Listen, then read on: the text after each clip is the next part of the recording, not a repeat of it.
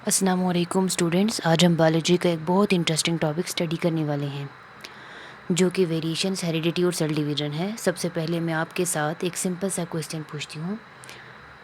क्या इस क्लास में इतने बच्चे बैठे हैं, क्या आप सब सेम हैं? सबको ऑब्वियस आंसर होगा नो। किसी की हाइट ज़्यादा है, किसी की कम, किसी के बाल स्ट्रेट हैं, किसी के कर्ली, किसी के आइज़ का कलर डिफरेंट है। तो स्टूडेंट्स, ये जो डिफरेंसेस हमें इंडिविजुअल्स में नज़र आते हैं इन्हें हम वेरिएशंस कहते हैं। वेरिएशन क्या चीज़ है स्टूडेंट्स? वेरिएशन का सिंपल मतलब है डिफरेंस। बायोलॉजी में जब सेम स्पीशीज़ के इंडिविजुअल्स में डिफरेंट कैरेक्टरिस्टिक्स या ट्रेट्स पाए जाएं तो हम इसे वेरिएशंस कहते हैं। फॉर एग्जांपल, अगर एक फैमिली में दो सिबलिंग्स हैं तो ज़रूरी नहीं कि दोनों बिल्कुल सेम हो। उनकी height, hair type, eye colour या दूसरी कैरेक्टरिस्टिक्स डिफरेंट हो सकती हैं। यानी सिंपल वर्ड्स में वेरिएशन जो है वो इंडिविजुअल्स की कैरेक्टरिस्टिक्स में डिफरेंसेस।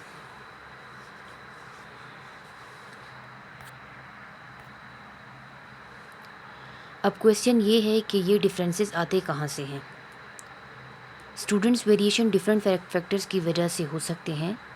इनमें जेनेटिक फैक्टर का इम्पॉर्टेंट रोल होता है। जेनेटिक फैक्टर्स में म्यूटेशंस और सेक्सुअल रिप्रोडक्शन शामिल है।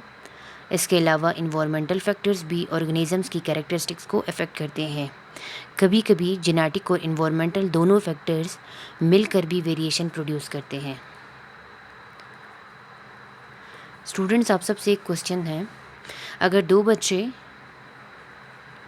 हैं जिनके पेरेंट्स सेम हैं या you can say they are twins, तो आप बताएं क्या वो एग्जैक्टली सेम होते हैं या उनके कैरेक्टरिस्टिक्स सेम हो सकते हैं?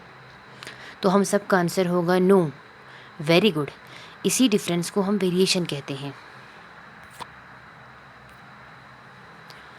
अब हम वेरिएशंस को थोड़ा और अंडरस्टैंड करते हैं। वेरिएशन की वजह से पॉपुलेशन में डाइवर्सिटी होती है, यानी एक स्पीशी के तमाम इंडिविजुअल्स एग्जैक्टली आइडेंटिकल नहीं होते। ये डाइवर्सिटी बायोलॉजी में बहुत इंपॉर्टेंट है बिकॉज डिफरेंट कैरेक्टरिस्टिक्स ऑर्गेनिजम्स को चेंजिंग कंडीशंस में सर्वाइव करने में हेल्प कर सकते हैं। इसीलिए वेरिएशन के रिलेशन एवोल्यूशन और नेचुरल सिलेक्शन के साथ भी है।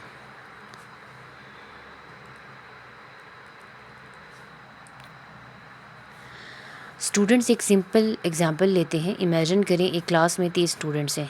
क्या सबकी हाइट सेम होगी? हम सबका आंसर है नहीं। क्या सबका हेयर टाइप सेम होगा? हम सब कहेंगे नहीं। या स्किन टोन सबकी सेम होगी? तो हम सब कहेंगे नहीं, सेम है। तो इस डायग्राम के अंदर हमारे पास कॉन्टिन्यूस वेरिएशन और डिसकॉन्टिन्यूस वेरिएशन बता रही है।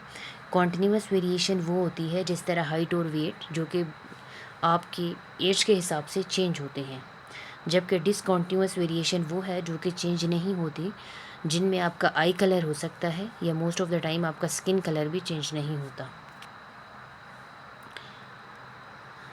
अब हम आते हैं एक्वायर्ड वेरिएशन की तरफ।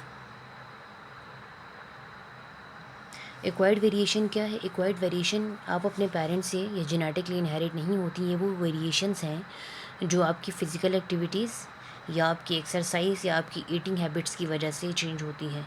जैसे आप धूप में बहुत ज़्यादा खेल रहे हैं तो क्या हुआ, आपका स्किन कलर चेंज हो गया। आप बहुत ज़्यादा जंक फूड खा रहे हैं, आपका वेट गेन हो गया। सिमिलरली वो जो जितनी भी लैंग्वेजेस आप बोलते हो ये भी एक्वायर्ड है क्योंकि आपने अपने इन्वायरमेंट से एक्वायर किया है। या जो स्पोर्ट्स आप इंटरेस्टिंगली खेलते हो ये भी एक एक्वायर्ड वेरिएशन है।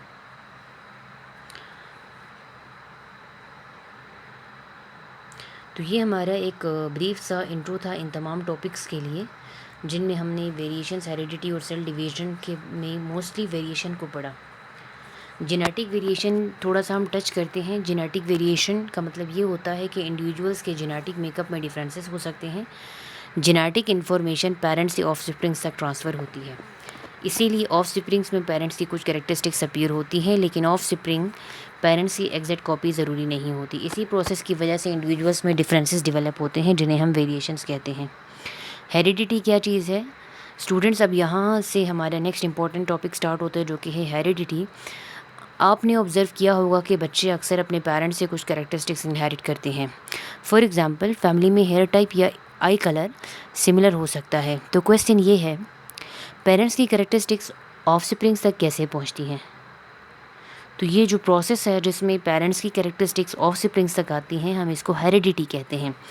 तो हमारे चैप्टर के नाम में सेल डिवीजन भी था, तो सेल डिवीजन की तरफ, ट्रांजिशन की तरफ आते हैं।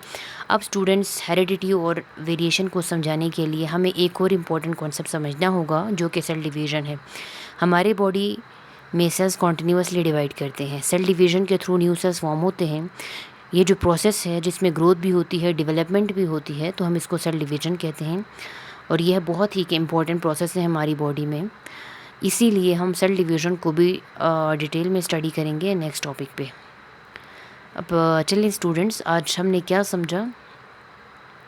हमने ये समझा कि वेरिएशंस क्या चीज़ है। यस, वेरिएशंस हमारे पास क्या है, इंडिविजुअल्स में कैरेक्टरिस्टिक्स के डिफरेंसेस हैं। वेरिएशंस किस वजह से होती हैं? जेनेटिक और इन्वायरमेंटल फैक्टर्स दोनों की वजह से होती हैं।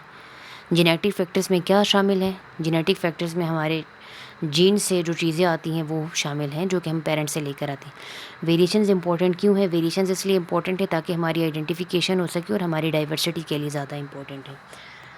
उम्मीद है आप सबने इस टॉपिक को बहुत अच्छी तरह समझा होगा। Thank you so much.